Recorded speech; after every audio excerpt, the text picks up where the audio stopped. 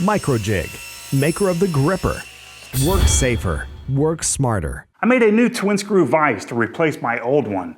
There's nothing wrong with my old one, I just wanted to make a new one that was a little bit nicer to look at.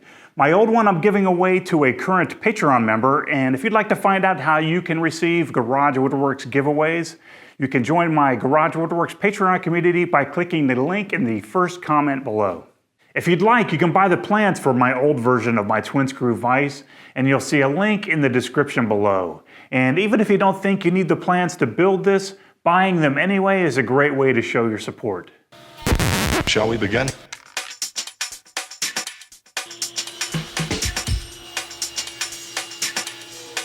Let's begin.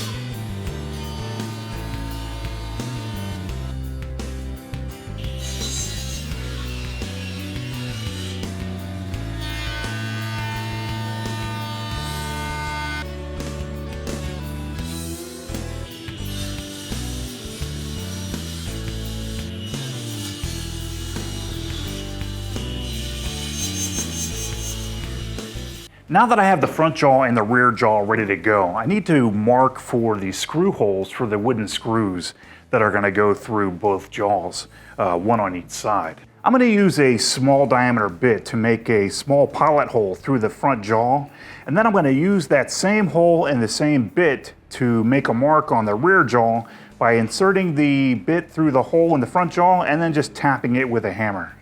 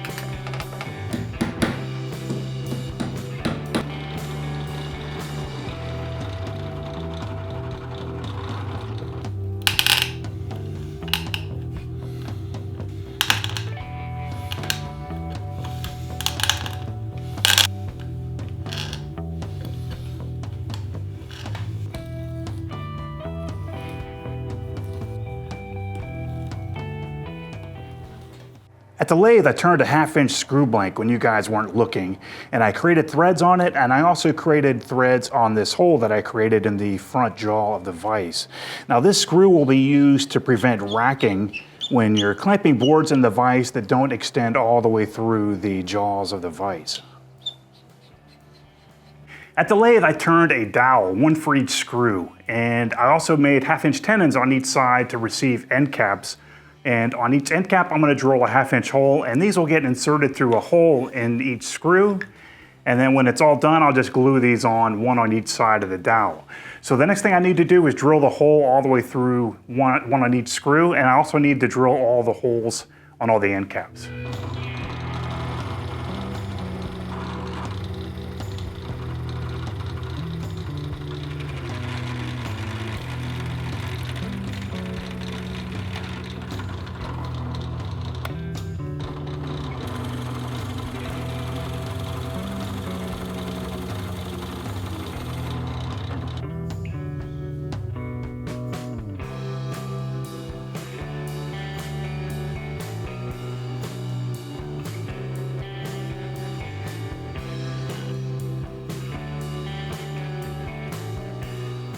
So after I glued the crank handles to the screws, I realized that I actually made these a little too long. So I had to cut one end cap off, remove about 1 inch, and then re-drill for another hole in the end cap, and then glue it back together. A little bit of a pain, but it was necessary. It happens. Now I need to pre-drill for some screw holes in the rear jaw so that I can attach it to my bench.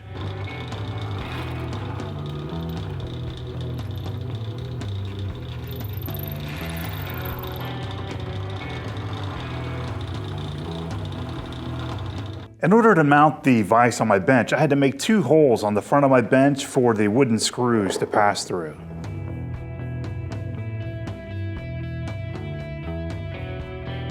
Last time I made my twin screw vise, as I was inserting the screws into the vise, it was making a lot of squeaking sounds. And I already had a ton of paste wax on the screw threads and it was still squeaking. But I must have had 10 to 15 comments in the comment section explaining to me how I needed to put paste wax on the threads. Well, just so you guys know, I am putting paste wax on the threads again. I'm using Johnson's paste wax. And I'm going to show you guys, I have some paste wax on this rag. And I'm going to put a ton of paste wax on the threads. And I also have a lot of paste wax on the inside. They're still going to squeak. That's just what happens. But over time, the noise or the squeakiness goes away over time.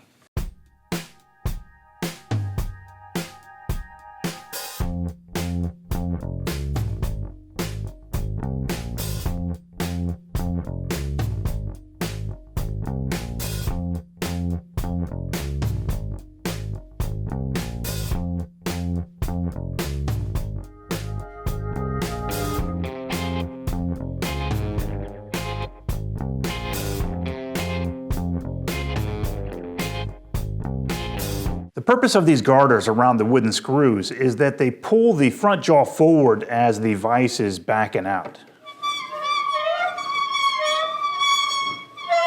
When you have a board in your vise that extends all the way through the vise, you don't need to worry about using the bottom screw because there's not going to be any racking.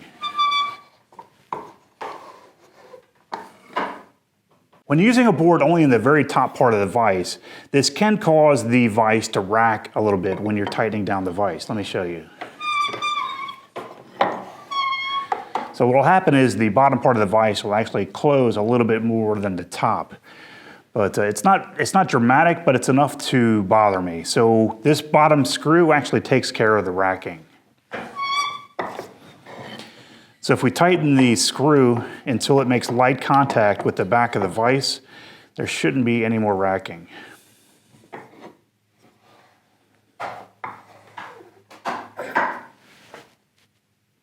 Because there's nothing wrong with my old twin screw vise, I'm going to be giving my old one away to a current Patreon member. And if you'd like to get in on some of the giveaways that I do here at Garage Woodworks and also show your support at the same time, please consider joining my Garage Woodworks Patreon community. And you'll find a link to my Patreon page in the first comment below and also the description of the video.